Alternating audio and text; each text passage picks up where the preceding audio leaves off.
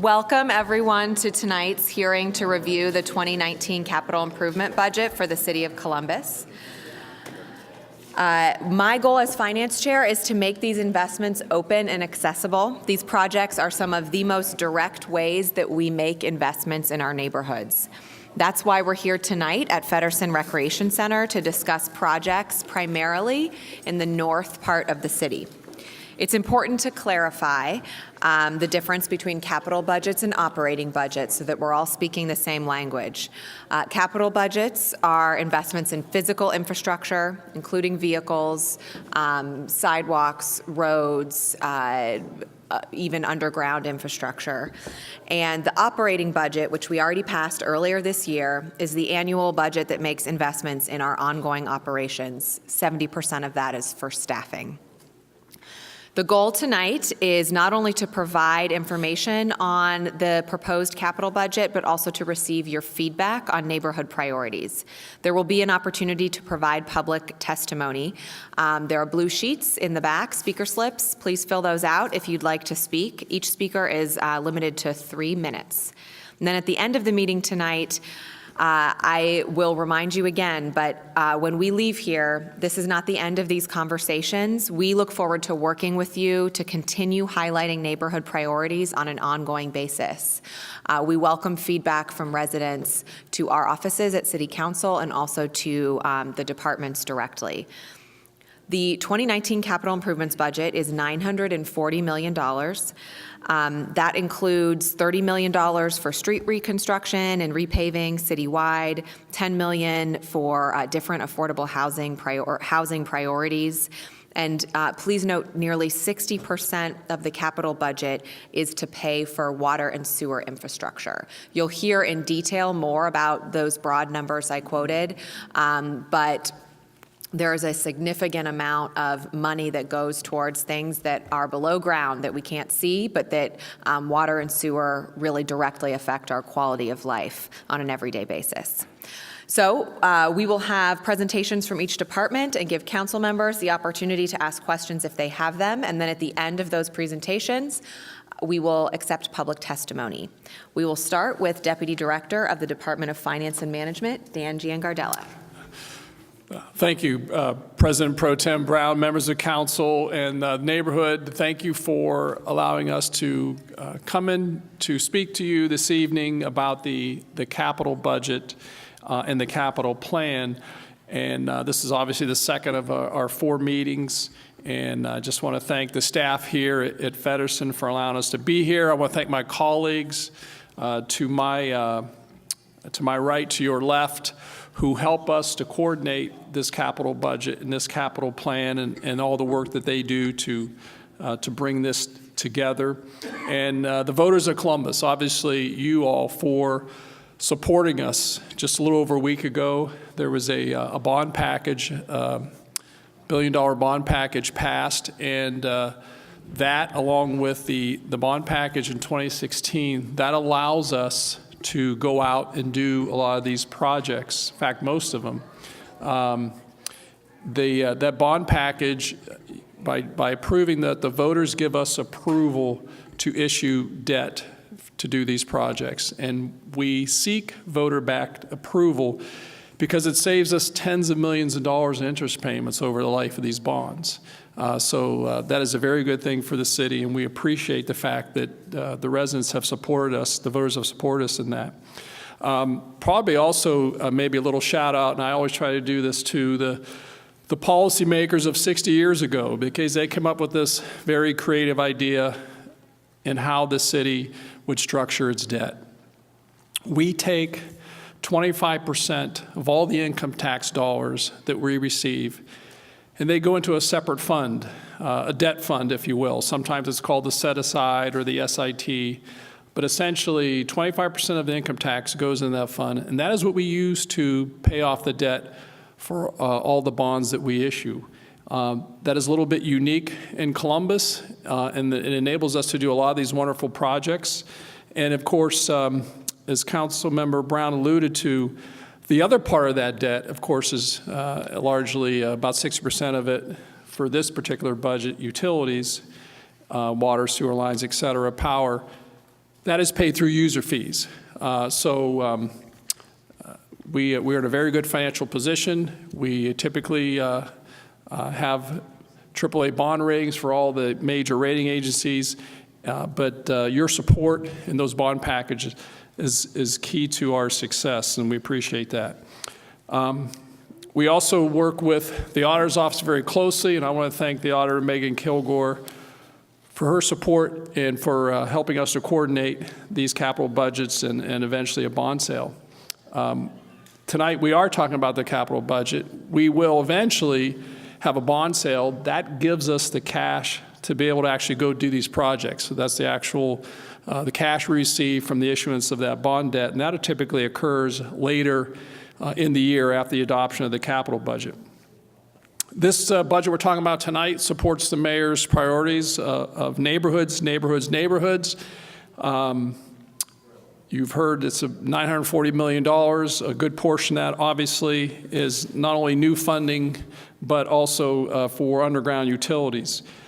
The Finance and Management Department in this, we're largely a coordinator. We do have a small capital budget, about a little over $20 million, that we use for city infrastructure, buildings, city hall improvements, renovations, repair, updates, some of our other facilities around town as well. We also help coordinate fire, police and fire station construction renovations. There is also funds for the ultimate land acquisition design of a new municipal court building as well in this capital budget. But by and large, our investment is relatively small compared to what you will hear from some of these other departments tonight. Some of the significant investments, and we actually have one of the boards up there, you'll notice a few pie charts and some things, but the one that's lists several projects, significant project in this neighborhood or in the north end, it's not all-encompassing. There are probably, I guess, about 50 items up there, but that only represents a portion of the projects that are going to go on in the north end. But we try to select some of the highlight ones, some that, again, you may hear more about tonight. Overall, street resurfacing for the city at large, we're investing about $32 million. Also an early childhood education center. On the west side of town, $14 million. Housing initiatives, about $10 million. Including Affordable Housing Alliance, or the Housing Alliance, Linden Community Center, which in this portion of the city, $24 million, fire station 16, $11 million, and then of course a variety of fire apparatus, refuse collection equipment, sort of those bread and butter issues that we need to have, equipment we need to have, and then again about several $100 million in infrastructure improvements. The entire budget and capital plan is online on our website at columbus.gov/capital. So if you're inclined to look at the entirety of that, it is there. And I'd be happy to do my best to answer any questions you may have at the end of the presentation tonight. Again, thank you for being here. Thank you so much, Deputy Director Gian Gardella. I am joined by my colleagues, Councilmember Rob Dorans, Councilmember Emmanuel Remy, and Councilmember Shayla Favor. If any of my colleagues have any questions of Mr. Gian Gardella about the overall Finance Department portion of the budget, now is your opportunity before we move on. Are we okay? All righty. Next, we have Assistant Director of the Department of Public Utilities, Mr. John Lee. Good evening, everyone. Thank you for coming out tonight. I want to talk a little bit about the Department of Public Utilities capital budget for 2019. As Dan mentioned, the total overall budget is about $940 million. Of that amount, about $562 million goes to the Department of Public Utilities. And when you break that down, about $442 million is in new funding and $120 million in carryover. So as President Pro Tem Brown mentioned, a lot of our infrastructure is obviously underground, but we also have water plants and sewer plants. 58% of the total budget goes to sewer. About 34% goes to water treatment and water line improvements, 6% for stormwater, and about 2% for streetlights. So we are a very big department, and we have a big service area. We serve about 1.2 million customers. We also have a power operation. Some of you may be served by our division of power. We have about 14,000 customers under that division. But each year we produce about 50 billion gallons of drinking water, and we treat about 70 billion gallons of wastewater. And as Dan mentioned, we are solely funded by user fees. So your utility bills, residential utility bills, and commercial utility bills, so that's the payment stream we use to service the debt on these projects. So we have a lot of projects in this northern area, and I brought, after the presentation, I can share all the projects we have in these community areas with you. I'm not going to hit every project, but I wanted to kind of touch on some that are around the community center, but also, in the North Linden and South Linden, Northland areas, and some in the Northwest region.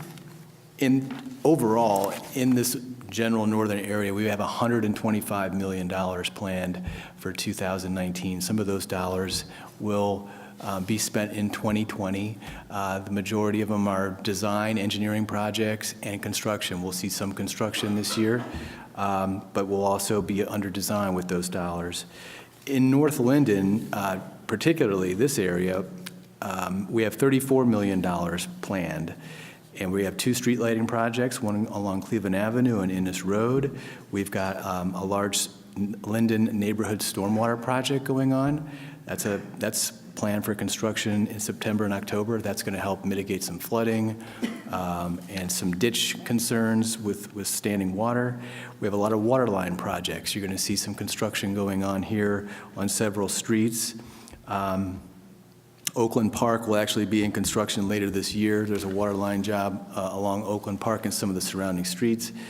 In 2020, Atwood Terrace, Homestead Drive, Manchester, and Woodland Avenue will all have water line projects. So some of you may live on those streets or be familiar with those. And also, we're moving our Blueprint Columbus program. You may have heard of that. That's a program where we're investing in neighborhoods and looking at sewer laterals, lining those sewer laterals, connecting up downspouts into the storm sewer system, installing rain gardens. All this is in an effort to eliminate some of the rainwater that's actually getting into our sanitary lines and going down to our plants that we have to treat unnecessarily. We're under an EPA requirement to help under that program, so that's what's guiding those dollars. In the northeast area, that's a little bit, when I talk about that, that's a little bit east of Northland, and we've got $6 million planned there. We're going to do 2 street lighting projects. One is along North Central, another one is along Westerville Road. The North Central project, that's from Sunbury between McCutcheon and Woodward. We're going to install about 125 LED Cobra headlights. And then on Westerville Road from Johnny Appleseed to Bennington, that's another area that's unlit that's going to get some street lights. We are moving more towards LED lights currently, where we have high pressure sodium. That's kind of more of a yellowish type of light. We're moving more towards LED lighting, which is a little bit more of a whiter light that illuminates a little bit better. In the South Linden area, we plan to invest about $11 million in 2019. You're going to see a water line project on Dresden Street, street lighting on Mock Road, and street lighting from Chittenden to Hudson. And we're also going to be doing some street lighting circuit upgrades along 17th Avenue. In the Northland area, we have $9.5 million planned. Again, more street lighting projects. We have 3 planned along Freeway and Kings Hill. That's one job, Fitzroy and Morse, and then finally Brookfield and Tubbsfield. In some areas of the city, we have, they're in the city and they're served by septic systems. What we do is we go in there and actually install a sewer. And so people will have the opportunity to connect to our sewer system, their own septic tanks. So we actually have 2 of those types of projects going on in the Northland area. If you're familiar with the Maple Canyon Community Park area, there's going to be a new sewer line going in there, and also along Cleveland Avenue in Brooklyn. Clintonville, we continue. That was the first area where we started our Blueprint program. That's going to take a few more years. We're still in multiple phases in the Clintonville area. We're starting to move into what we call the roof redirection and the sump pump program. That's where we, like I said, we connect the downspouts, and then if you need a sump pump to get some of the water out of around your perimeter. Part of the program allows for a sump pump to be installed at the properties. So in Clintonville, a total of about $39 million is going to be invested there. And finally, one other area I wanted to talk about was the Northwest area. We have $6 million planned there. Again, if you're familiar with that area, there's an area called Portage Grove and Meekland, along Meekland Road. Those are homes that are served by septic systems. We're going to install some new sewers there, so residents can have the ability to tie in there. Also, Jason Way and Knightsbridge, we're going to see some streetlights there. So I know that was very high level and quick overview of some of the projects. I can definitely provide you more details and some of the projects that you may be familiar with or have heard about, I may not have mentioned. Again, we can go over some of the sheets that I have here, and I have some more information on the Blueprint Columbus program here with me tonight. So that concludes my comments. Thank you, President Pro Tem Brown and members of council. Have a good evening. Thank you, Assistant Director Lee. That was very helpful, and I appreciated all the specifics on the area. Just to echo what Deputy Director Dan Giangardella said is the Finance Department did put together a board of some of the highlight projects from the North area. You can feel free to take a picture of that so you can have it. And also, if you want more follow-up from us, for us to send something over email, we can do that too if you contact our offices. I wanted to highlight that Councilmember Dorans chairs the Public Utilities Committee, which has quite a few investments in the capital budget. Councilmember Remy chairs the Development Department, which has sizable investments in the capital budget. Councilmember Favor chairs the Public Service Department, which has a lot of important investments in the capital budget too. So they do ongoing work with the departments to help us get where we are here today. Are there any further questions for Assistant Director Lee? All right, thank you so much. Next we have the Department of Public Safety, Assistant Director Robert Stewart. Good evening, folks. Council President Pro Tem Brown, other council members, thank you for this opportunity. Folks, thank you for inviting us here to speak to you today. The Department of Public Safety proposes 2019 capital improvement budget is focused on the mayor's priority of protecting Columbus neighborhoods and building new police and fire facilities, purchasing new fire engines, medics and ladders, and installing new neighborhood safety cameras. In 2019, Public Safety capital budget proposes $23 million in new funding and a $10.4 million in carryover from last year. This funding can be broken down in 4 general areas. First, new police and fire facilities. Second, police apparatus replacement. Third, communication and technology improvements. And fourth, safety facility improvements.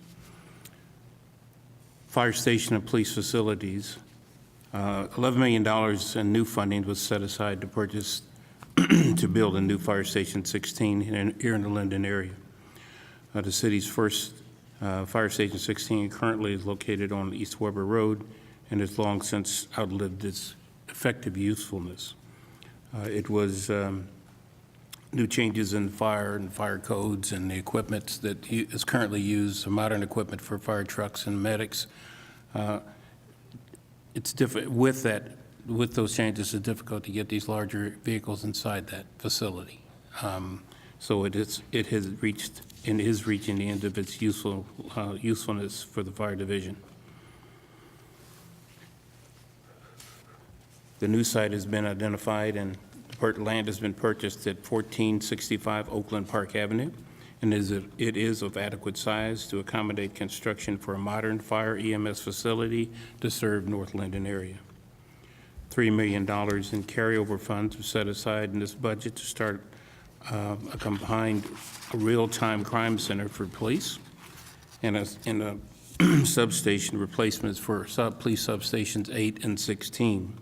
A real-time crime center will serve as a centralized technology center with the purpose of giving police officers and detectives instant information to help identify patterns in crime and help impact that crime negatively. Police Substation 8 and 16 is currently located at 333 West Town Street. It's in Franklinton and was built in 1870. I sometimes tell a joke about that, my ex-wife, but I won't. So, and it's in critical need of replacement. It truly is due to age and deteriorating conditions. The city is still working to identify a location to relocate 816 and the Real-Time Crime Center. Funding for construction will be allocated when the place is located for design, and design is completed. In addition, this year's allocation for funds for Fire Station 16, which again is out here in the Linden area, there was construction of Fire Station 35 out on Wagner Road, and the Far East Side for a police substation in the Polaris area. Both of those stations are currently under construction. When the Wagner Road Fire Station is complete, it will be the newest of the 34 stations that currently exist, and the newest, the first built since 2003. And as far as the police substation for the Polaris area, the closest substation currently is at Carlin Morse, which is well over a mile away from the area that they have to patrol. As we all know, the Polaris area has grown significantly over the last several years in residential and commercial development, and there is a significant demand for police service up there. By building this substation, the response time will be greatly impacted. Fire apparatus. The department proposes $6 million in new funding for the purchase of fire apparatus. In 2008, a vehicle replacement standard was adopted.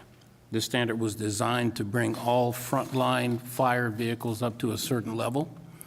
In other words, serviceable, in good condition. Currently, due to the city following this standard, all frontline fire equipment is currently within that standard. And they're moving rather quickly to have all fire equipment that's currently being used by our firefighters to also meet that standard.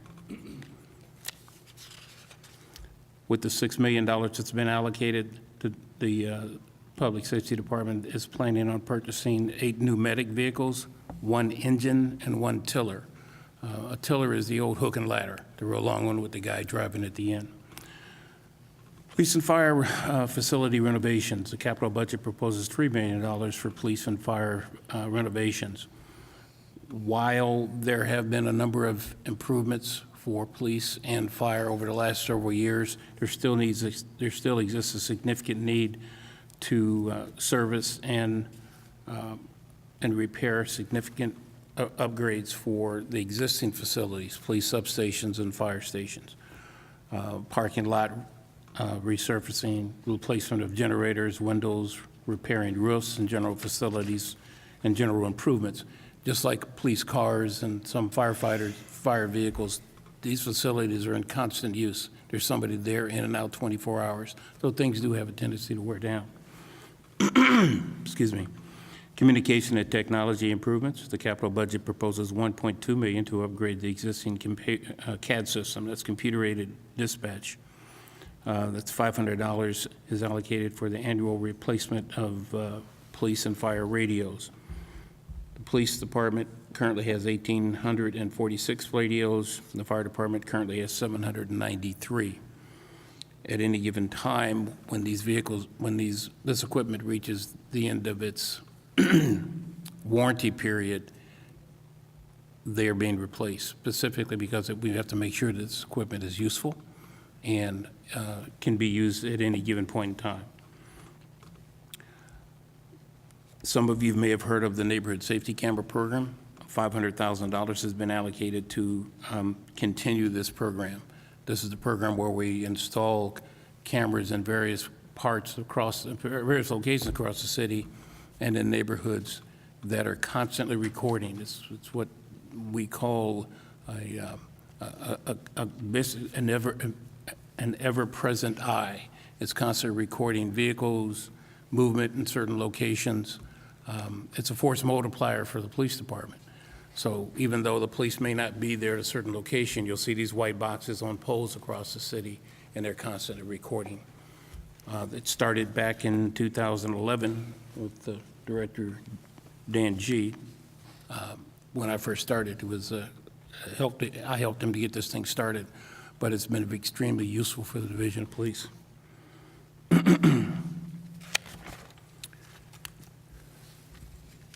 As part of a comprehensive approach of fighting crimes, this program was started in 2011 with 5 original neighborhoods.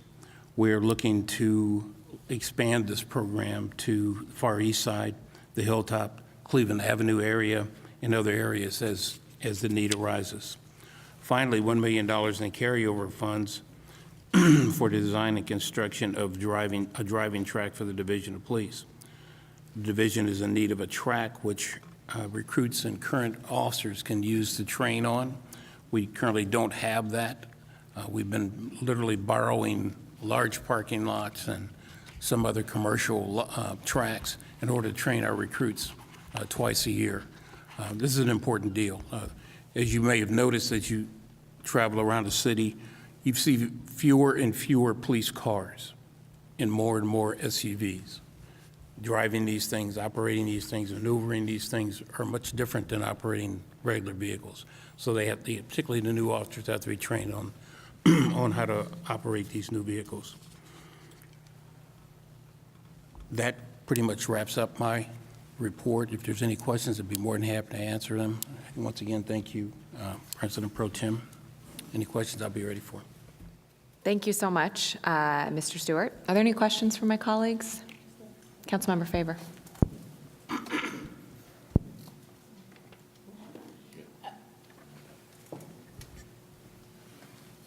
Is it green? No. Oh. Just talk.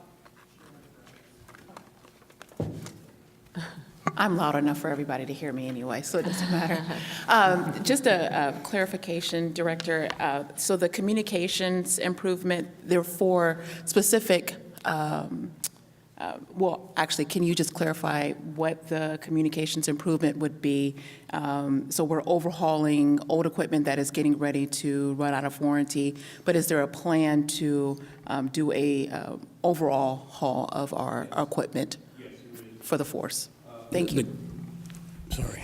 Yes, there is. The CAD system I mentioned before, CAD stands for Computer-Aided Dispatching.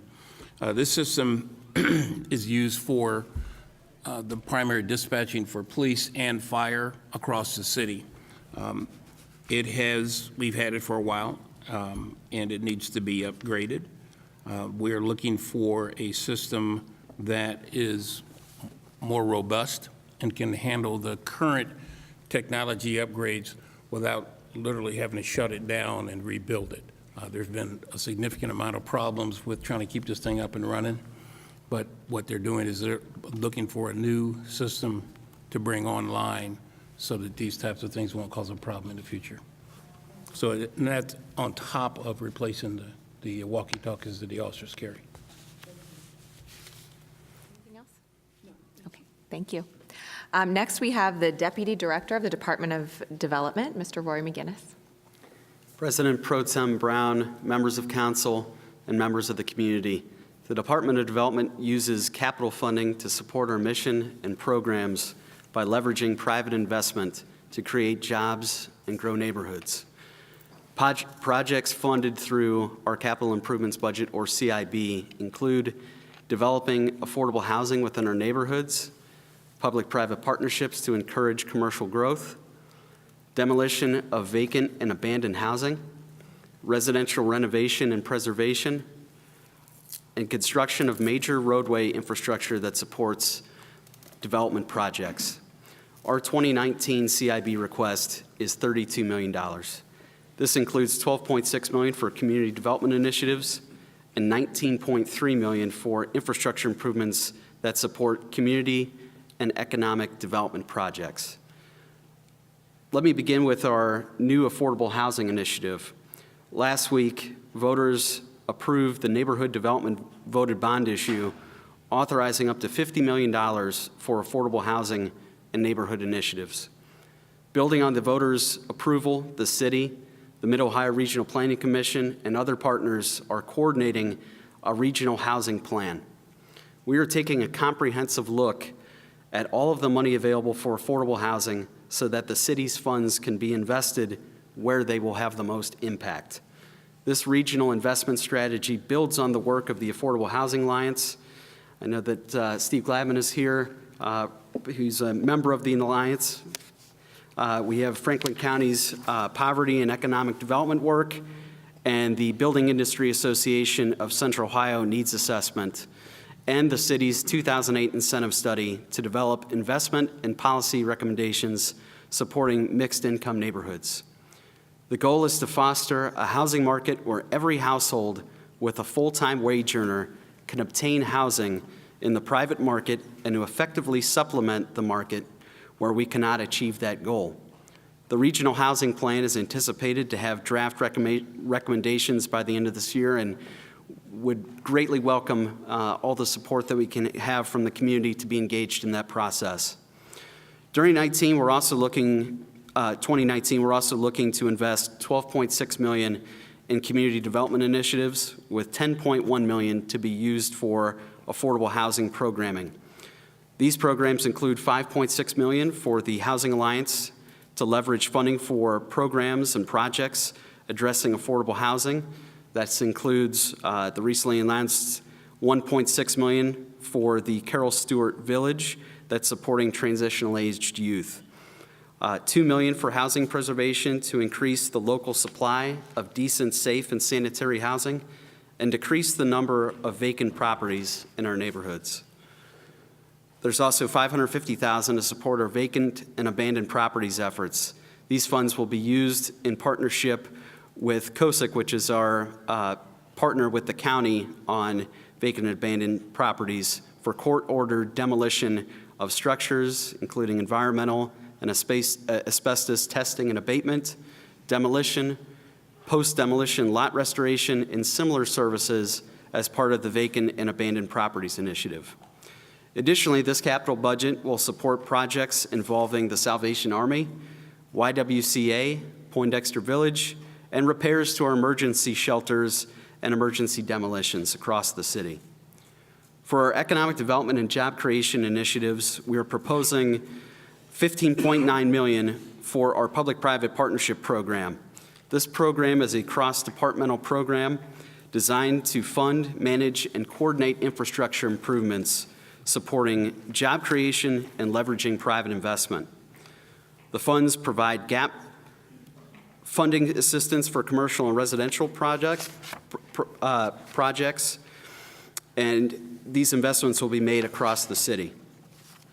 We also have $1 million that will be used by the Next Generation Development Corporation for the acquisition of property that's supporting our neighborhood development initiatives with a focus on the Linden and Hilltop areas.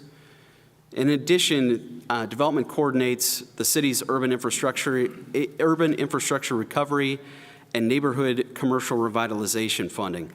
And altogether, with these two programs, we are proposing $2.5 million for these efforts. This concludes our 2019 capital budget proposal. I'd be happy to answer any questions. Thank you so much, Mr. McGinnis. Any questions for Deputy Director? All right, and next we have Assistant Director of the Department of Public Service, Randy Borntrager. Good evening, President Pro Tem, members of council, and members of the community who came out on a beautiful night to hear more about the capital budget. Thank you for this opportunity to speak to you on behalf of the Department of Public Service's proposed 2019 capital budget. The Public Service proposed capital improvement budget totals approximately $166.7 million this year, made up of $63.7 million in new funding and $103 million in carryover funding that will invest in roadways, sidewalks, bikeways, bridges, and other projects that will improve the quality of life in all of our neighborhoods. The centerpiece, though, of our proposed capital budget is $32 million for the city's resurfacing program. Of that $32 million, $22.1 million will go towards resurfacing roadways citywide and will service almost 100 lanes lane miles of Columbus roadways. In addition, $4.7 million will go to the urban paving projects, which is a joint project, resurfacing project with the state. And $100,000 will go to a joint resurfacing project of Lockbourne Road south of State Route 317 performed by Franklin County. $750,000 will improve approximately 17 miles of alleys across the city. And a few examples of the streets that we'll be resurfacing in the north quadrant of the city are such as Sunbury Road from 5th Avenue to Airport Drive, and also from Holt Avenue to Agler Drive, or Agler Road, 11th Avenue from Grant Street to Cleveland Avenue, Morse Road from Indianola Avenue to east of Carl Road, and Webble Road from Grassmere Avenue to Westerville Road, as well as many more. I brought a variety of maps on exactly which streets and where they are with me, so I would encourage folks to come up to me afterwards, and I can either walk you through them, or you can have those to follow up with questions in the future. Also included with the proposed capital improvements budgets are other high-level investments that are being made specific to the northern area of Columbus. For example, Little Turtle Way is budgeted at approximately $4 million, and this will reconfigure Little Turtle Way from State Route 161 to Firewater Lane, and this project will convert Little Turtle Way West to a two-way with the installation of a roundabout at Little Turtle Way West and Long Rifle. And included in this budget is also $1.325 million to continue with design of the arterial street rehab on Hudson Street and I-71 to Cleveland Avenue. And reconstruction of Hudson Avenue between I-71 and Cleveland provides improvements to pavement, curbs, sidewalks, bike facilities, and accessible crossings and stormwater facilities in total. Another major road project budgeted in 2019 is $500,000 to continue design on the arterial street rehab State Route 161, I-71 to Cleveland Avenue Phase 1. Now, this project involves the preparation of preliminary engineering for documents and detailed design plans that are targeted to improve safety, increase multimodal access throughout the East Dublin, Grandview Road, State Route 161 corridor between I-71 and Cleveland Avenues. These improvements will include the addition of pedestrian and bike facilities, new traffic signals, pavement widening and resurfacing, raised medians on the side streets, and the installation of mini roundabouts on the side streets as well. Also included under a category loosely defined as bridges is a new funding of the amount of $3.4 million for our bridge rehabilitation program, which includes the continuation of our project on the north side of the Milo Grogan 2nd Avenue improvements, which constructs improvements to 2nd Avenue and Milo Grogan from St. Clair to 6th Street, which creates a connectivity between Milo Grogan and Italian Village via improvements to 2nd Avenue. Now, again, this scope includes new sidewalks, curbs, curb extensions, bike facility, decorative lighting, and possible roadway bridge enhancements. And this $860,000 request will provide construction funds for that railroad bridge enhancement. Pedestrian safety improvements are included in this budget of $4.9 million of carryover funding, and they will fund projects such as pedestrian safety improvements, sidewalks from McGuffrey and Duxbury. It's $115,000 for the right-of-way and utility relocation.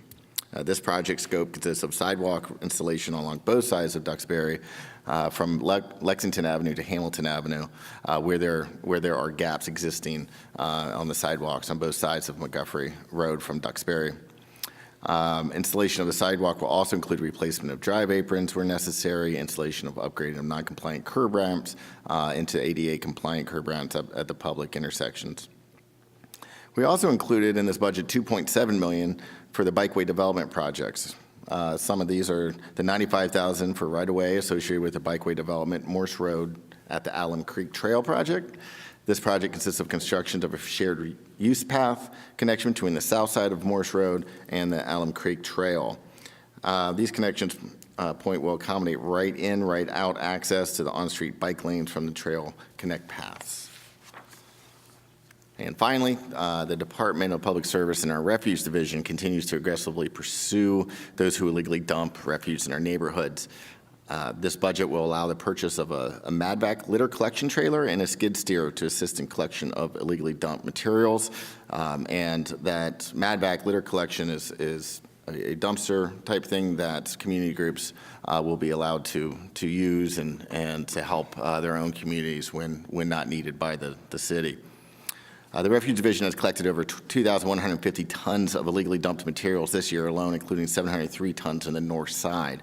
And we responded to nearly 2,500 illegal dumping service requests, and over 500 of those from the north side from our Morse Road Refuge facility alone. These will be greatly enhanced with the Bobcat type of front loader, as well as the dumpster provided in this budget. And again, we urge all, I will never have a public forum when I don't urge people to call 311 and allow us to hear from you, our eyes and ears on where this dumping is going. We are tracking it, developing hotspots, and employing some of our 50 trailway cameras to catch some of the people that are doing this on a daily and weekly basis. Again, I would like to thank council and the community for the opportunity to present the public service proposed 2019 capital improvement project, and would love to hear any questions at the end of this hearing. Thank you. Thank you, Mr. Borntrager. And Councilmember Remy previously chaired public service and worked a great deal on illegal dumping issues, and I know has partnered with the department, so thank you for that. Any questions? Great. Finally, among departmental presentations, we have Deputy Director of Recreation and Parks, Mr. Paul Rakowski. Thank you, President Pro Tem Brown, members of council, and all the community folks that are here tonight. Thanks for coming out as well. The Recreation and Parks 2019 capital budget is a total of $72.4 million. About $48 million of that is carryover from 2018, and then there's $24.4 million in new funding. And we brought some boards with us tonight, and I'll reference those as I quickly go through my presentation. Those are the first 4 boards that are set up in the front of the room there. The first is a pie chart, and I want to reference that quickly because that's how we allocate our funding across the different needs in the department. And that allocation methodology is a best practice within the recreation and parks industry and within our profession, and it allows us to adequately maintain and replace what we currently have in regard to our infrastructure, and then allow us to grow in a manner that we can sustain fiscally within our department, because we live within our budget just like everyone else does. The first and biggest of those categories is a renovation category, and that's really for planned renovation and replacement. So that's our community centers, our pool and aquatic center, existing park improvements, new benches, new shelters, new garbage receptacles, playgrounds within our parks. And as you can imagine, in a system as large as ours, where we have 350 plus parks, all the hard surface that we have out there, all of the walking trails, the parking lots, basketball courts, our tennis courts, pickleball courts, all of those things have to be maintained and over the course of time replaced. We also have our urban tree canopy. So as we try to enhance the urban tree canopy, we're using dollars out of this part of our capital budget to plant additional trees. And then within our existing facilities, we use this money to replace major systems within our buildings, roofs, heating and cooling systems, security camera systems, and electrical systems. And then finally, a lot of our large equipment, so all those big mowers that you see, we have a forestry division that takes care of all of the trees within our parks and all of the street trees, so that big equipment, the chippers and the hauler trucks. The other category, the next largest, is new development, and that's for land that we already own. So it's for the development of park land that we currently own. It's the development of all of our recreational trails on property that we already own, and then access. We call it our Blue Ways program, so ways to find access to all of the rivers for folks who want to enjoy that in kayak and canoe. The next category, which is 7%, is our acquisitions. So that would be land that we're purchasing for future development of parks and trails and blue ways and conservation areas. We buy a lot of property along stream corridors to protect the quality of the water here in Columbus and in the area, and then future recreational trails as well. There are 2 other program accounts, both a small and a large, those are for our revenue generating divisions and operations that we have in the department. Our budget is a little over 51 million, but 11 million of that comes from revenue that we generate ourselves that helps sustain all of our other programming.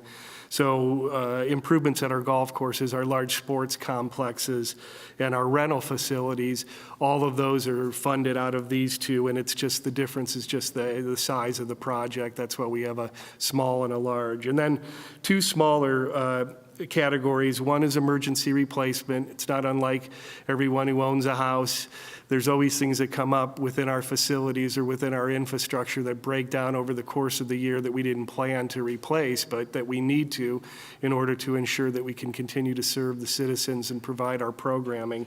And then the last category, that's a small category, but we call it opportunity projects. And these are for unplanned, time-sensitive projects that might come up. And a perfect example would be an area of the city where we don't have adequate green space or parkland, and a piece of property comes up that we didn't know was going to come up for sale, and we want to make sure we get in there first so that we can ensure that that remains green space in a parkland in an area of the city that doesn't have enough of that. And then the next two charts that you'll see, one shows how we're spending that 2018 carryover, and I thought that was important to include because a lot of the work you're seeing that's going on from the first of the year into like 3/4 of this year is all that construction and all that work that's funded out of that carryover. And then the next chart talks about our proposed 2019 projects that we're going to do. And then our final chart is the trail chart that we have, and we have Brad Westall from our department here, and knows all about every trail that's out there in the city that we have and those that are going to be planned. So just a couple of very quick highlights from the 2018 money that we're currently spending. We have improvements going on at Audubon Park. We have Goodale Park improvements with lighting and water line upgrades within the park. You've probably heard, I would hope at this point, about the Linden Community Center, our first new construction on an opportunity center, a $25 million project that's going to build a new center and completely reconstruct the park in Linden. We have some improvements, park improvements at Milo Grogan, some Maloney Park improvements that are coming out of that 2018 money. And then I know Roy is here today, and we also are using some of that money to acquire the Case Road property, the old sheep farm that you've probably heard about, the Sawmill Road and Case Road up there. So that's all out of the 2018. Some of the 2019 proposed projects, we've got Antrim Park. There's some shelter improvements we're going to do at the shelter at Antrim Park. We've got improvements at the tennis courts at Antrim Park. We're going to start preliminary design, a master plan for the Case Road property when that's acquired. We're still working on acquiring that, but Lozelle Woods is going to get playground renovation. Marie Moreland and Mock Park are both getting improvements to their hard surface, so courts, basketball courts and tennis courts. And then at the Northeast Park, we have some basketball court improvements. There's also a lot of work going on, and we can talk about that after the presentation when, about the trails. A lot of work going on the Olentangy Trail, our busiest trail, finding new ways to get people to the trail over our Bethel Road connector, widening that trail. There are millions of people that use that trail every year. And then some improvements to Riverside Green Park, both new playground and some sports courts improvement, and a big project at Ulray Warner Park development that's coming out of tax increment financing dollars, but $1.5 million there for that, and start a master design of that park and then use the additional funds to go and begin improvements at that park. So that's just a very high level overview of some of the things that are going on. All of those are listed here. I have additional details so that when we break up, feel free to come and talk to us about improvements that are on those lists. And then I have some forms here that are community input forms. So if there's things that you'd like to see in your community that aren't currently planned or programmed, please fill one of those out. We're getting ready, believe it or not, to start our 2020 planning for our 2020 capital budget. So all of that input is very important to us to include in our 2020 planning process. So thank you again. Thank you so much, Deputy Director Rakowski. My only question is for Roy, which is, where's the sheep? Oh, you brought the small one, not the big stuffed sheep. All right. Roy came around to all of our capital budget hearings last year with a stuffed sheep relating to a recreation and parks capital expense. Are there any questions from my colleagues? Yes, I had one for Deputy Director. I wanted to know if you could speak a little bit more to why, as Columbus grows, it's important to have that set aside to acquire additional property for green spaces, as the city grows, to have that kind of priority moving forward. Sure. Thank you, Councilman Dorns. We have a master plan that we work off of within the department, and it highlights those areas where there's going to be significant growth in the city and where we don't have enough green space or we don't have enough parkland. So we always want to make sure that we have funds set aside that we can use as a quick strike fund. And Brad also does a lot of our acquisition, and he is very knowledgeable. He uses a lot of grant dollars that we then use and match with our own funding to ensure that we get in there early and we're able to get those properties as the city continues to grow. We're doing an update to our land plan. You know, it's our hope that we can have a green space of some sort within a 10-minute walk of everybody who lives in Columbus.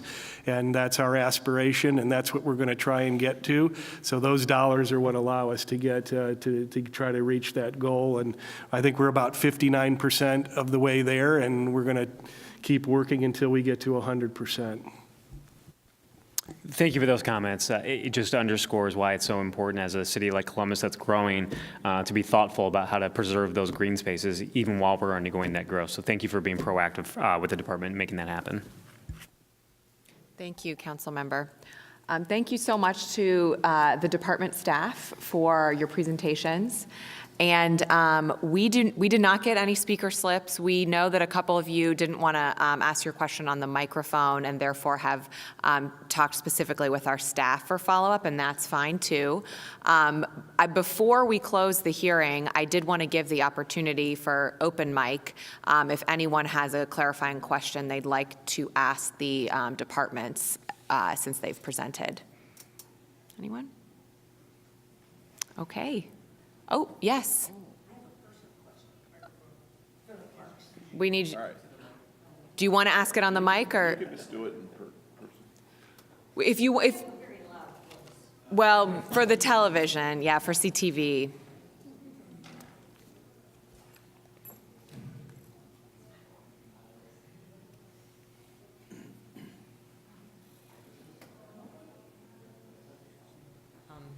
I have a question for Parks. Recreation and Parks. When you're talking about the canopy, the neighborhood canopies, do residents get a choice of what kinds of trees they can plant, or does the city just determine what would be good there?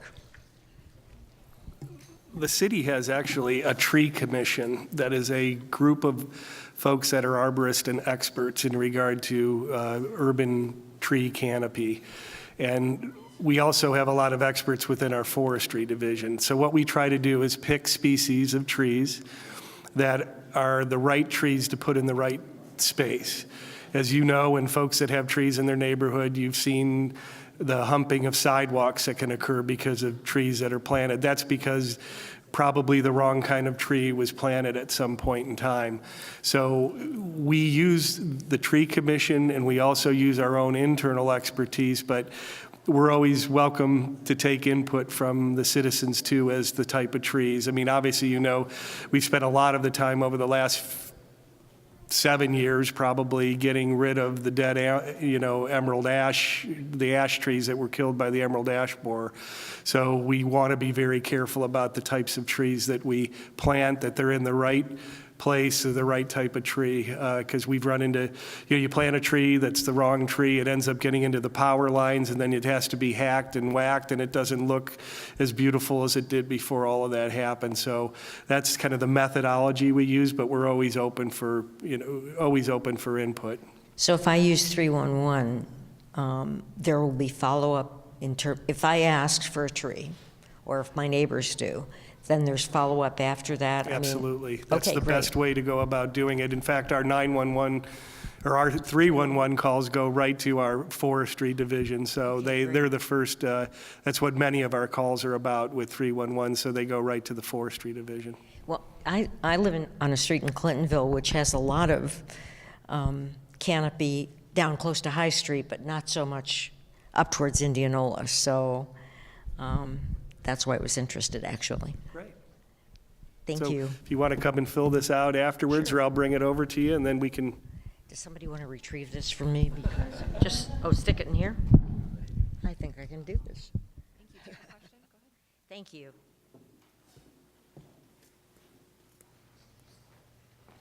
Actually, I'm also from Clintonville, and I'll follow up on this. We've been having a lot of trouble getting information about the tree canopy program and street trees, and we've got a memorial tree that we would like planted, and nobody keeps getting back to us. And is there still a street tree program that residents can call and have a street tree put in, or is this obsolete, and what kinds of things can we do in Clintonville to have more street trees and improve our canopy there? We are really revamping our whole tree program in response to trying to do a better job of increasing the tree canopy out there, as well as being able to maintain the trees that we currently have. Again, a lot of our resources, unfortunately, over the past 7 years have gone to removing dead trees and trying to replace those dead trees within the right-of-way, so the street trees that are out there. But I have my cards here, so I want you to take one of my cards, and if you get in touch with me, I guarantee that you'll get a response on what what your concerns are. I live in Clintonville also, so we have a volunteer program, a volunteer coordinator, so there's lots of ways that we could work with you in the community to find ways to get more trees planted. Thank you so much.